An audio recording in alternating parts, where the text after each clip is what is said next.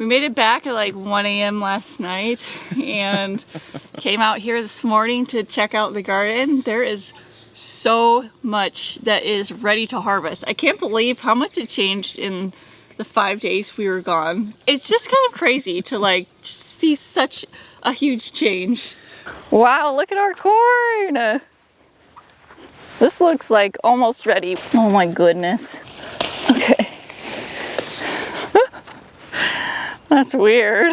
It's doing that same thing where it grows into the vine. I haven't been here to pick off all of the squash bugs and prevent a lot of that stuff, so I'm sure there are a lot of squash bugs on these.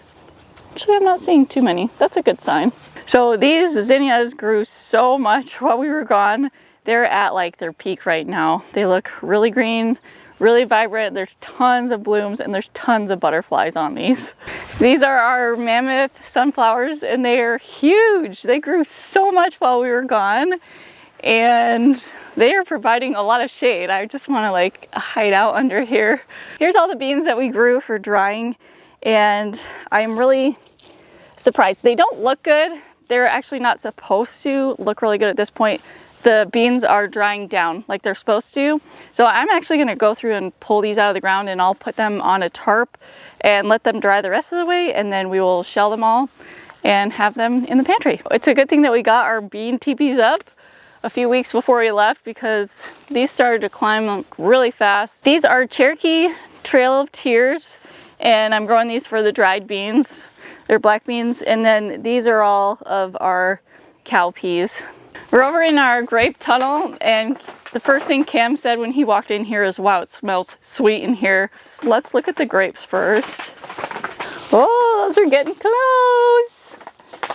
Look at those. That's exciting.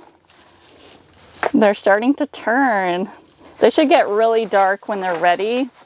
So they're not quite ready yet, but we'll give them probably a few more weeks. One thing I did notice when we came in here that wasn't here before is there are some aphids on these grapes. So I usually just let nature run its course with these and wait for the lady beetles to come and eat them. But I may come through and just spray them off a few times just to make sure they don't cause too much damage. I am so happy that the melons look so good right now. They are taking over almost this whole tunnel. This is a 16-foot wide tunnel and I don't know if you can tell on camera, but the vines are literally almost going edge to edge in this tunnel. This is the best looking melons that I have ever had. I can see a bunch of fruit coming, so that's a good sign and I really hope that we get some and some creature doesn't come in here and eat them all, but so far they are looking really good. These potatoes are getting really close to harvest. They're starting to die back. This is normal, it's not a bad thing. Looks like we'll be harvesting in maybe a few weeks or so. I already harvested a couple over here before we left.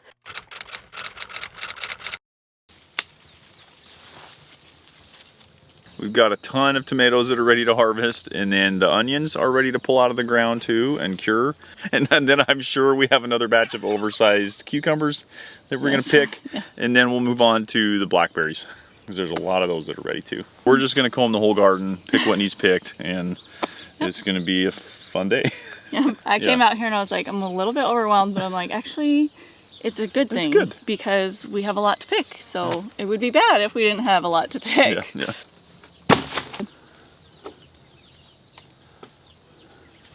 We have 2 baskets for tomatoes, one for our good looking tomatoes and one for the tomatoes with worm damage.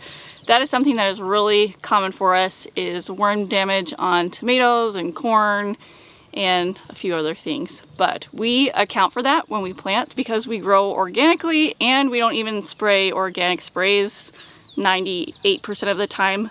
So we just have a little bit of loss and we're totally fine with that. So we'll give those bad tomatoes to the chickens after we're done. We're making good progress in here. We started out with the tomatoes on purpose because it is the morning and we wanted to get this done because this tunnel is very hot.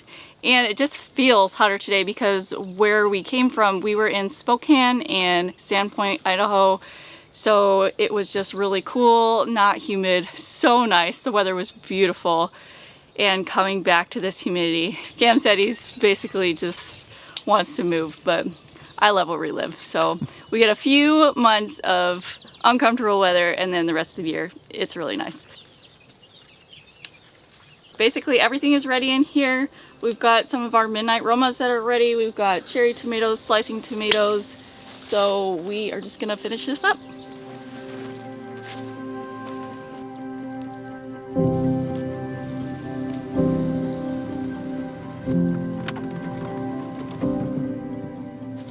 We just wrapped up with the tomatoes. Now we are moving on to the onions. For the onions, I think I mentioned in my last garden tour, we always have this issue where our onions don't flop over and then the green leaves, they just start to die. I think it's just from disease or something like that. This year we were about 10 days late planting our onions, and it shows because these onions are a little bit smaller. Well, actually they're quite a bit smaller than they were last year. At this time we had an awesome onion year last year. Luckily we did plant more onions than we had planned for. We have plenty of onions that are freeze-dried from last year because we had overabundance. So even though this is not exactly what we had hoped for, it's still gonna be great. Ah! Actually feels good. Wasn't expecting that. We got some onions picked, but we need to head inside, eat some lunch, take a break. It is very hot out here, and we're not acclimated to the humidity and the temperature anymore, so we're just gonna do a little reboot inside and bring in what we have, and then we'll come back out and finish. We're doing a very quick harvest of our blackberries and tayberries. It is actually starting to rain right now, so we're finishing up. Sour? Yeah. These are sour, they're more.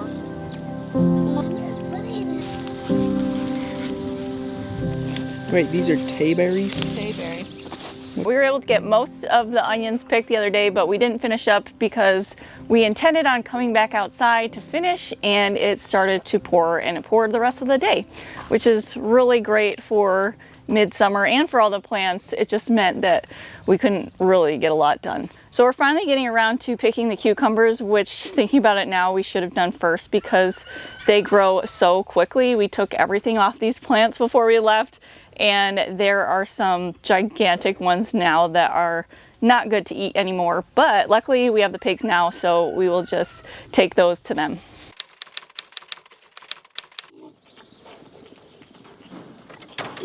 So we just picked up this year's round of pigs, and I'm going to get them into their pasture for the first time here. We get usually 5 to 6 every year. This year I got 5, and they are IPP breed, and that's worked really well for us here. Since we have 5, we will keep 2 this year after they're fully grown, and then we will sell the other 3 to family and friends. I'm going to grab this other one and let them all out at the same time. Hey. Come on out, little piggies. Come on.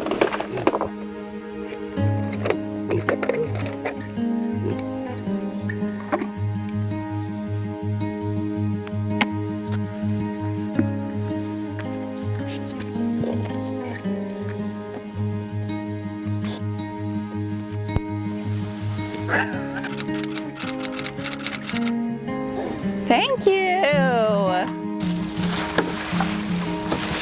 Good job. Here's another one. Can't catch it. There you go. I got it. We've worked our way down to the pickling cucumbers. Unfortunately, the majority of them are too big. These mature way faster, so even though I picked everything I could before we left, we have a ton of them that are this size. Here's one that is over mature, and here's one at the perfect size. These ones are few and far between right now.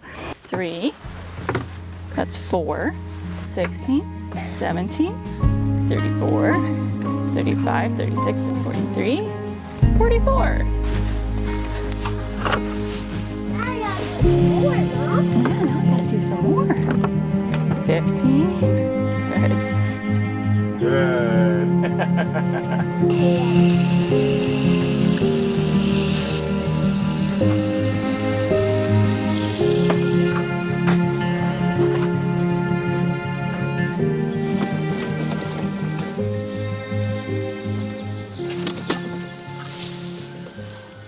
So So if we were on the Price is Right, let's see if I would win the contest. I'm gonna guess there's 55 pounds of pickling cucumbers in here. Oh, let's see. I would not win. So 80 pounds total minus a 5-pound crate, so 75 pounds of pickling cucumbers. I was way off. So we've learned to be really picky with our pickling cucumbers. The bigger ones we send to the pigs or the chickens because the more of that soft seed area that we pickle, it just turns mushy, and nobody in our family likes the mushy pickles. And so we keep the small ones for pickling. Those ones stay crispy and the rest go to the animals. There you go. That's how much I love pickles. And you. So I'm gonna weigh the slicing cucumbers now. Now that I know how bad of a guesser I am, I'm gonna say 40 pounds for these still. We'll see what happens. These came in at 49 pounds total, so minus a 5-pound crate, that's 45 pounds. It's probably good enough for second place. I'm happy with that. I think we're gonna have quite a few cucumber dinners over the next 7 or 8 weeks.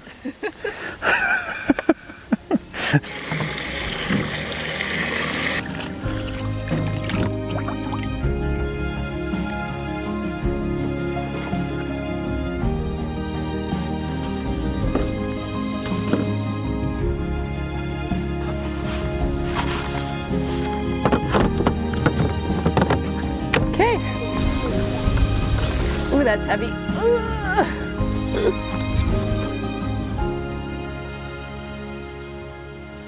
We'll grab that corner. We're out here prepping these beds so we can plant world's most beloved vegetable, Brussels sprouts. No, most people don't like them from what I hear, but we actually really do. So we're gonna do probably 2 rows here of Brussels sprouts, and then I'm not sure what we're gonna do with the rest, but I'm sure Becky has a plan for those.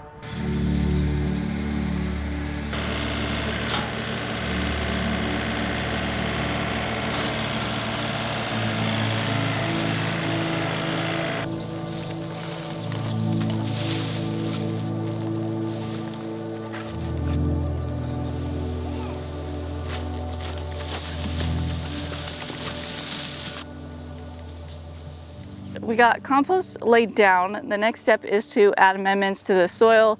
One of the amendments that I always add is Redmond's Mineralite. It's one of my favorite things to add because most soils are mineral deficient, and we have done a lot of soil tests here, and our soil is mineral deficient too. So what that means is it connects all the way up to what we eat. So if our soil is mineral deficient, then what you're harvesting off of that is also mineral deficient, and you're not getting what you need. So I actually have a real life example here with our corn. This whole area, before we planted the corn, we put down Mineralite, and it is growing very well. This corn over here is the same variety. It was planted at roughly the same time. We just had extra corn, so we decided like all of a sudden to plant this extra section, and I had Cam plant it for me, and he forgot to use the Mineralite in this area. So this was an unintentional test, but you can see what a big difference it made with this corn compared to the other corn over there, which is, some of them are taller, way taller than my head. So Mineralite is something that we add before we plant. Once we get our Brussels sprouts planted, we will water them in with this concentrated probiotic. This is something that you mix with water.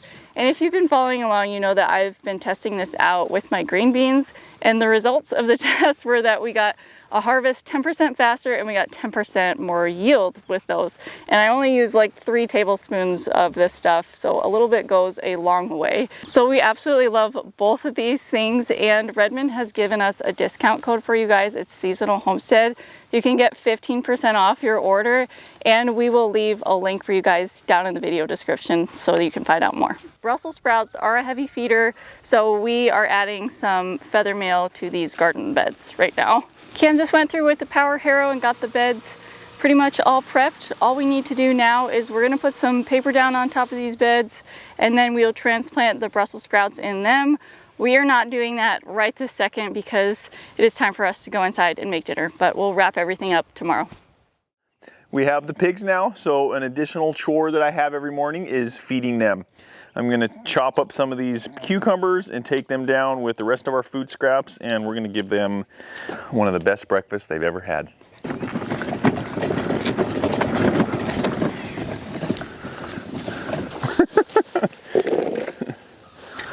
Now let me just put the cherry on top here.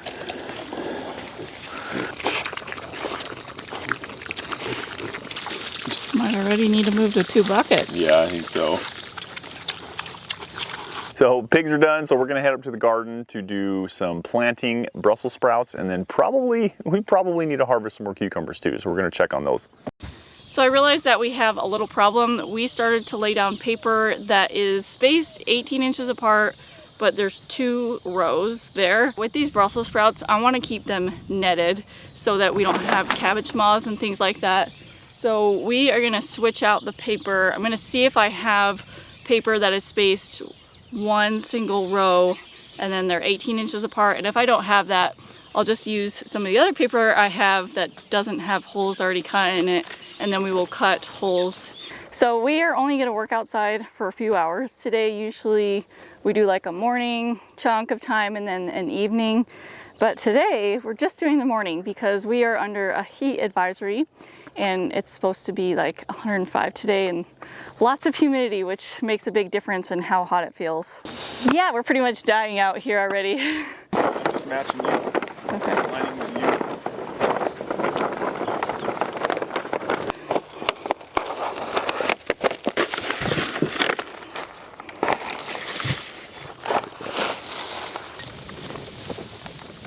We're doing another cucumber harvest. Believe it or not, it is actually cooler in this tunnel because of the shade cloth. So we just checked the temperature is like 88 in here, and outside it's more like 95. We were actually kind of dreading coming in here, but it's really not that bad. So we're gonna go ahead and just do another big harvest of these cucumbers, and we'll do another big harvest of the tomatoes because tonight we are going to preserve everything when it gets too hot to come back outside. Moral of the story, it seems like we need to take trips out of town more often because stuff here grows twice as fast and twice as good. So I've already got our next trip in the books. Oh, tomato. Let's dump them out. Woo! Whoa. We're finally ready to preserve what we picked, and I decided to start out with something very easy, and that is fermented dill pickles. So the first thing that I'm going to do is make the brine. I came up with this recipe last year, and a lot of recipes for ferments, they have you heat up the brine and then let it cool off. When I made this last year, I didn't heat up the brine at all. I used just like lukewarm water and then just stirred, and I cut up all of the cucumbers while the salt was dissolving, and it worked out perfect. So we're just gonna do that again. If you've never done any fermenting before, the kind of salt you use is very important. It shouldn't have any additives. We always use Redmond real salt for this. I'm using the fine salt for this, and it has already dissolved, and it's been like, I don't know, 30 seconds or so. All that is left in here is a little bit of red stuff, and that is just minerals from the salt. So that's actually a good thing, and you want to keep those in there because it's good for us to have minerals as well. So one thing that I have never tried before is making whole pickles, and that is what we're gonna do for these. And the reason I decided to try that is I really want these to stay super crunchy even after fermenting for a long time. So we're cutting off the blossom end because it contains an enzyme that will make the pickles mushy if it is left on. So you need to cut off like a 1/4 inch or so. And also, if we decide later on that we want them quartered or sliced, we can do that after the fact. This variety of cucumber is H19 little leaf. It is meant to be a pickling cucumber. One thing I just barely realized that's really nice about it is the blossom end. It is white striped on this end, so it's really easy to identify which side is the blossom end and which side is not. So it doesn't take as much conscious effort and thought to get them all chopped up. If I were making a single batch of this, it would fit in this 1 gallon crock. I am making a double batch. So we're gonna put in the amount for a single batch in here, and then I'll get some other jars and finish up the rest. We're gonna start with 2 tablespoons of mustard seeds. Next is 2 tablespoons of dill seeds.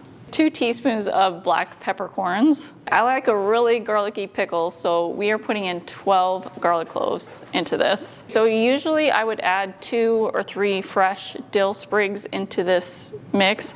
I don't have any right now. So I freeze dried a bunch this spring when I had an overabundance, so we're just gonna use our freeze-dried dill instead. Now we're gonna put the cucumbers in the crock, and once this is full, we're gonna put 4 grape leaves over the top, then we're gonna put the weights on, and then we're gonna pour the brine over everything so that it is submerged. There's one thing I forgot that I wanted to add in this time, and that is a couple of jalapenos into this batch. I'm not gonna add any into the other batch because we have some kids that don't like it so spicy, but I kind of like just a little bit of spice, and I wanted to try it out in this ferment. So I'm just gonna chop these up and then put them in there, and then we'll put the weights on.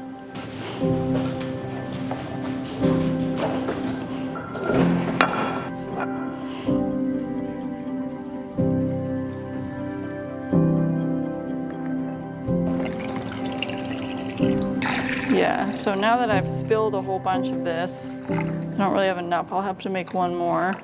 I was just in the pantry grabbing something for one of the kids, and I realized I bought a 2-gallon crock, a water lock seal crock last year, and I had totally forgotten about it. It's just sitting on the counter, but I forgot. So I don't know what I'm gonna do. I guess I'll just leave this as it is, and I'll use the 2-gallon one too instead of the jars that I had intended on using, and I'll just fill that one halfway. I need to wash it out. I know they're all gonna fit, so. Yeah, I got plenty of room.